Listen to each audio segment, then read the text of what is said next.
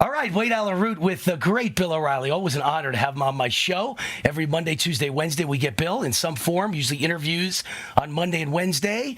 And thrilled that he's with us today, Monday, to start a new week. Hey, Bill, how are you? Good, Wayne. Thanks for having me back. So, Jered Kushner, he had an interview with Axios over the weekend. They covered a lot of topics, from Russia to his national security issues. What's your take on Jered? He's obviously got a lot of high-profile responsibility at the White House. How's he doing? You know, I really can't answer that with any kind of accuracy. I know him a little bit. Seems to be a bright guy. President Trump trusts him, and the president doesn't trust many people.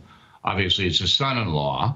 I think Kushner's expertise is in the Middle East. That's an area that he takes a special interest. But whether he is a perceptive thinker or a big, effective problem solver, I really don't know. All right, let's talk about the California Democratic Convention over the weekend.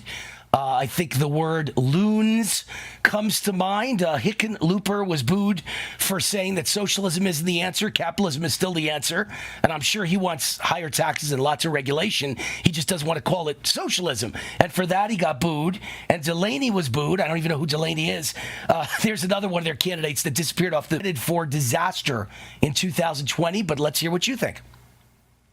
That's not reflective of the Democratic Party, though. These kind of groups get together, and the conservative groups have these kind of confabs too, where these are the rabid zealots, the far, far left, communists, socialists, anarchists, people who think that Antifa is good. You know, that's who this is.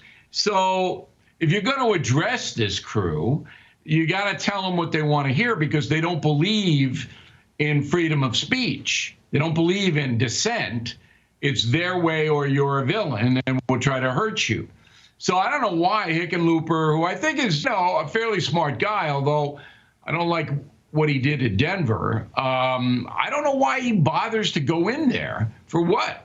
Not going to change any minds, and he got booed. So why bother going?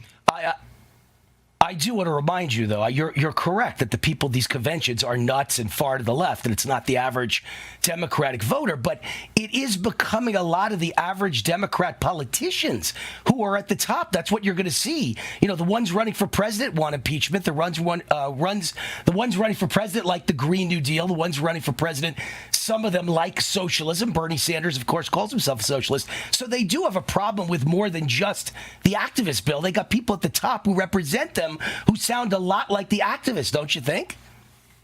Well, if you look at the polling, Biden is so far out in front. I think he's up 19 points in today's poll over Sanders. And then the others don't even register. So these are polls that are taken exclusively among Democrats. You don't have Republicans in the polls.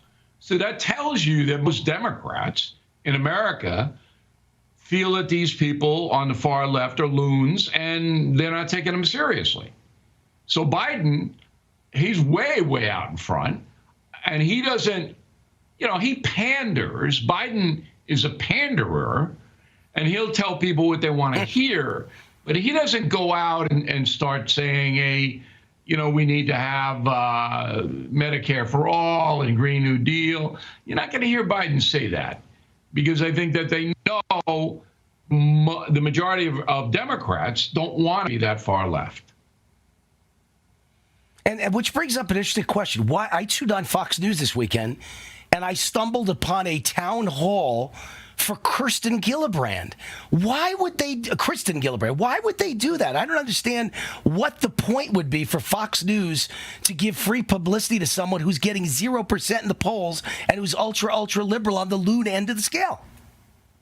Because, Wayne, Fox News is being demonized as a far-right channel. They've lost advertising, a lot of advertising, and they want to put forth that they're a news channel and everybody is welcome. And I think that's a smart strategy. I mean, look, they know they're not going to get any numbers, any ratings with Kirsten Gillibrand. They know that. but they want to show the sponsors that they're not some kind of crazy right organization, which is what is being bantered around on Madison Avenue. So that's what this is all about. All right, last question. President Trump calling on Americans to boycott at&t because, of course, at&t is the owner of CNN, and he says they give a misleading picture of what's happening in America to the rest of the world. What say you? Well, number one, I don't know why President Trump continues to be obsessed with CNN. Their ratings are horrible. All right, the place is going to hell. Yeah, it's going to hell. And they don't have any chance to come back. Okay, so just let them go, let them die. You're giving them publicity by the president mentioning them. You're telling Americans to boycott at&t, which I don't think is smart. at&t is going to figure it out fast. They're going to figure out they have an enormous loser here at CNN. They've lost their brand. They've lost the trust of the American people. And you would assume that the people who run at&t, which now owns it, CNN, okay, took it over from Time Warner, they'll make changes. You would assume that will happen. So if I were Donald Trump, I would just make CNN a joke. I would say, all right, you know, who said that? CNN? How come anybody heard it? Nobody watches it. You know, one of those kind of things. Rather than, you know, whipping up another controversy that actually helps CNN. All right, more wisdom from Bill O'Reilly. That must be why I keep hearing from the peanut gallery, Bill O'Reilly for president. A lot of people like you, Bill. What say you? You think you might be around in the future? Look, everywhere I go in the country and in the world, indeed in the world, people are very, very nice to me and complimentary to me. I never have a problem one-on-one. You know, once in a while, if I go into a big mob, there'll be somebody drunk or something. But, you know, I'm very flattered that people think that I'm an honest journalist, which I am. But I have really no desire to get into electoral politics at all at this point. And, you know, I think my calling is to keep an eye on everybody in power, and that's what I'm going to continue to do.